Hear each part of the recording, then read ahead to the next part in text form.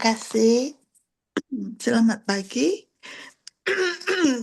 Semua pendoa yang terkasih, kita hari ini masuk di hari Sabtu pertama di bulan Maria. Saya ingin membagikan bagaimana rahasia Maria dalam meletakkan permohonan doa kita saat kita berdoa kepada Bunda Maria yang terkasih. Ini saya ambil dari penulisnya, Father Richard Hellman. Rahasia Maria, letakkan doa permohonanmu di atas piring Maria. Ini penulisnya menulis ya, setiap kali saya memanjatkan doa permohonan, saya selalu membayangkan Maria menerimanya di tepi surga, meletakkannya di atas piring emas di antara dua bunga, dan berbalik untuk pergi ke tahta untuk mempersembahkannya kepada raja.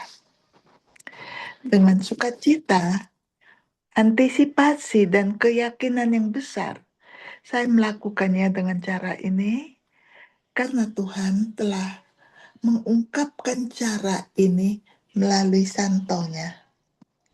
Santo Louis de Montfort, tanpa pertanyaan, saya mendengar dan saya taat. Berikut adalah apa yang telah diungkapkan santo ini kepada kita.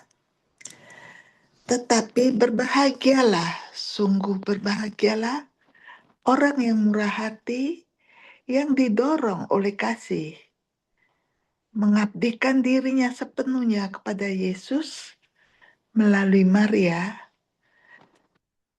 sebagai hambanya, setelah melepaskan diri dari perbudakan tirani iblis melalui baptisan.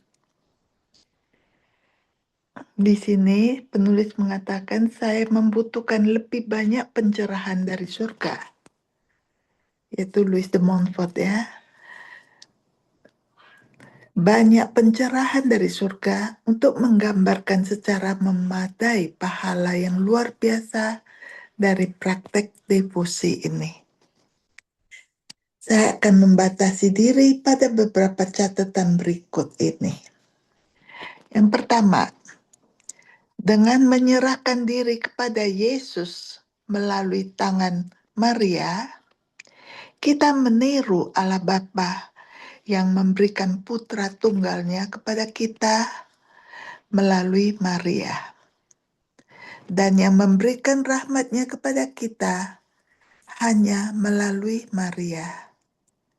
Demikian pula kita meniru Allah Putra yang dengan memberikan teladannya untuk kita ikuti, menginspirasi kita untuk datang kepadanya.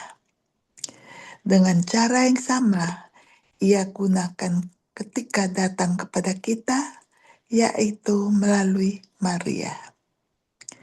Sekali lagi, kita meniru Roh Kudus yang menganugerahkan rahmat dan karunia-Nya kepada kita melalui Maria. Bukankah pantas, kata Santo Bernardus, bahwa rahmat harus kembali kepada penciptanya melalui saluran yang sama yang menyampaikannya kepada kita. Yang pertama, dengan datang kepada Yesus melalui Maria, kita benar-benar menghormati Tuhan kita.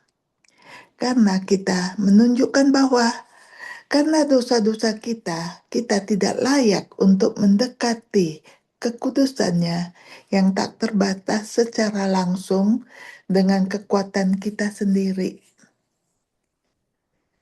Kita menunjukkan bahwa kita membutuhkan Maria, bundanya yang kudus, untuk menjadi pembela dan perantara kita dengan Dia yang adalah perantara kita. Kita menghadap Yesus sebagai perantara dan saudara, dan pada saat yang sama merendahkan diri di hadapan Dia yang adalah Allah dan Hakim kita. Singkatnya, kita mempraktekkan kerendahan hati, sesuatu yang selalu menggembirakan hati Allah. Yang kedua, mengkonsekrasikan diri kita dengan cara ini kepada Yesus melalui Maria, berarti menyerahkan perbuatan baik kita ke tangan Maria. Sekarang, meskipun perbuatan-perbuatan ini mungkin tampak baik bagi kita, seringkali perbuatan-perbuatan itu cacat dan tidak layak untuk dipertimbangkan dan diterima oleh Allah. Di hadapannya, bahkan bintang-bintang pun tidak bersinar. Marilah kita berdoa kepada Bunda dan Ratu kita yang terkasih, agar setelah menerima persembahan kita yang sederhana ini, Ia dapat menyucikannya, menguduskannya, memperindah,kannya, dan dengan demikian menjadikannya layak di hadapan Allah. Segala kebaikan yang dapat dihasilkan jiwa kita tidak akan bernilai lebih rendah di mata Allah Bapa kita dalam memperoleh persahabatan dan kasih sayangnya daripada sebuah apel yang dimakan rayap ulat di mata seorang raja ketika dipersembahkan oleh petani miskin kepada tuannya yang raja sebagai pembayaran sewa ladangnya. Tetapi apa yang akan dilakukan petani itu jika ia bijak dan jika ia menikmati penghargaan dari ratu? Bukankah ia akan lebih dahulu mempersembahkan apelnya kepada Maria? Dan bukankah Maria, karena kebaikan hatinya kepada orang miskin itu, dan karena menghormati raja, akan membuang semua bagian apel yang berulat dan busuk, meletakkannya di atas piring emas, dan mengelilinginya dengan bunga? Mungkinkah raja kemudian menolak apel itu? Bukankah ia akan menerimanya dengan sangat rela dari tangan ratunya yang menunjukkan kepedulian yang begitu besar kepada orang miskin itu? Jika kita ingin mempersembahkan sesuatu kepada Tuhan, sekecil apapun itu, kata Santo Bernardus, serahkanlah kepada Maria untuk memastikan penerimaannya. Dari Santo Louis de Montfort. Ya, jadi jika kita ingin mempersiapkan diri kita untuk konsekrasi kepada Yesus melalui Bunda Maria, maka kita bisa memulai novena kita dari tanggal 4 Mei hingga 13 Mei. Terima kasih. Mari kita sama-sama mendoakan untuk siapa suaminya Ibu, siapa nih Bapak Yao Jing Tao ya. Kita mohon Bunda Maria untuk berdoa bersama kita. Yesus, semoga darah-Mu yang murni dan sehat mengalir dalam tubuh Bapak Chow King Tao yang sakit.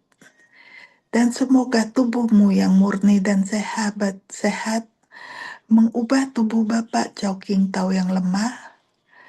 Dan semoga kehidupan yang sehat dan penuh kekuatan mengalir kembali ke dalam diri Bapak Chow. Jika itu benar-benar kehendak-Mu yang kudus. Amin. Kita doa satu salam Maria.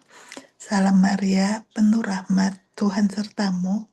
Terpujilah engkau di antara wanita, dan terpujilah buah tubuhmu, Yesus.